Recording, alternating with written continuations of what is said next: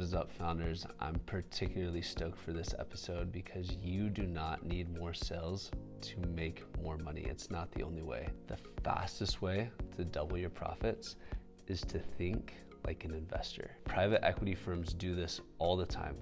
They buy a company and double or triple the profits in the first 90 days without changing the product or watering down the offer. So let me show you how. Welcome back to the channel. If you're new, I'm Cort Brady, and I've had multiple exits, and now I help founders build profitable companies that grow without being dependent on them. Today, we're going to be talking about profit, real take-home money, because revenue is vanity, but profit is sanity. Today, I'm going to show you the 8 levers you can pull to juice your profits without sacrificing future growth. I'll show you the pros, the cons, and the best types of businesses that each lever works for. So let's make this simple. You bring in $1 million. You spend $900,000 to bring that million in, and you keep $100,000. Now imagine you still bring in that same $1 million, but you cut waste, you tighten operations, change pricing, and you only spend $800,000. You just doubled your profit. Same business, same customers, double the money in your pocket. This is what the smartest operators do. And today, I'm handing you the 8 levers you can start pulling immediately. They aren't ideas, they are battle-tested moves that I've used in my companies and helped other founders use in theirs. So let's jump in to the 8 levers. Number 1 is fire unprofitable clients. Every founder says, but they're such a big name, or they drive so much revenue. And so did I, until Wells Fargo almost buried us. Huge name, big revenue, bigger headache. They negotiated prices super low, they demanded customization and constantly complained. We finally cut them. The lesson is revenue is vanity, profit is your reality. Here are the pros. You have less stress, more margin, and faster execution. The cons are revenue dips really do hurt the ego, but get over it. This is best for B2B and service companies. The mistake to avoid is waiting too long because things might get better. I promise you they won't. Lever number 2. Cut low ROI expenses. Audit your spend every month, every subscription, every tool, every nice to have. If it's not driving revenue or creating efficiency, cut it. We cut $6,000 in 1 month just by cleaning things up. That's a $72,000 increase in profits. Money in our pocket that year. The pros are you get immediate bottom line boost. The cons is you might need to learn some new free tools. This is great for every business. The mistake to avoid is death by 1,000 cuts. So check spend quarterly. Lever number 3.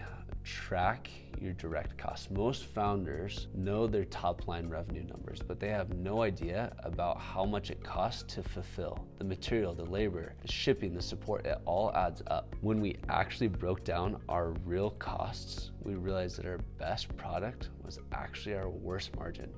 So we restructured, we raised prices, and profits exploded. Here are the pros. You get smarter pricing and faster scaling. The cons is this requires some accounting discipline and know-how. This is great for every business. The tip is calculate the gross margin monthly for every product and service, not just as a whole. Lever number 4, raise your prices. This is the scariest and the highest impact lever that you can do. Raise your prices 10%, keep costs flat, and you can double your profits. We did a 15% price increase, lost 5% of our customers, and made 30% more money because the ones who stayed, they were higher lifetime value, better fits. The pros here is this is a huge unlock. The cons is you have to justify the price increase with value. This is great for everyone except for low price leaders. The mistake to avoid is apologizing to your customers for raising the price. If you deliver value, stand firm on the price increase. Lever number 5, upsell or resell because acquisition is expensive. Retention is profitable. One founder I worked with simply added an upsell to new clients, which boosted profitability 28% in 90 days. No new customers needed. The pros here, you increase the lifetime value without any additional spend. The con is you may need to build a new offer. This is great for B2B SaaS product companies. Whatever company you're in, this is amazing for. The pro tip here is to bundle the upsells into an onboarding service where the customer's already stoked about the product that they're getting.